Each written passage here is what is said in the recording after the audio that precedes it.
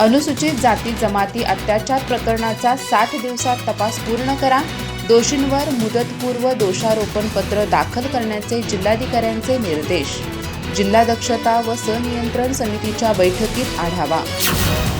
अनुसूचित जाती आणि जमाती अधिनियमान्वये दाखल प्रकरणांमध्ये पोलिसांनी 60 दिवसांच्या आत तपास पूर्ण करून दोषींवर मुदतपूर्व दोषारोपपत्र दाखल करावे, असे निर्देश जिल्हाधिकारी अमोल एडगे यांनी दिले. कोल्हापूर इथं जिल्हाधिकारी कार्यालयात झालेल्या जिल्हा दक्षता आणि संनियंत्रण समितीच्या आढावा बैठकीत ते बोलत होते. यावेळी निवासी उपजिल्हाधिकारी गजानन गुरव, सहाय्यक आयुक्त सचिन साळे, पोलीस उपअधीक्षक तानाजी सावंत उपस्थित होते. जिल्हाधिकारी एडगे म्हणाले की एखाद्या महिन्यात अत्याचारग्रस्तांची संख्या अचानक का वाढते याचं सखोल अवलोकन करणं आवश्यक आहे. तसंच दाखल प्रकरणांचा त्वरित निपटारा करण्यात यावा.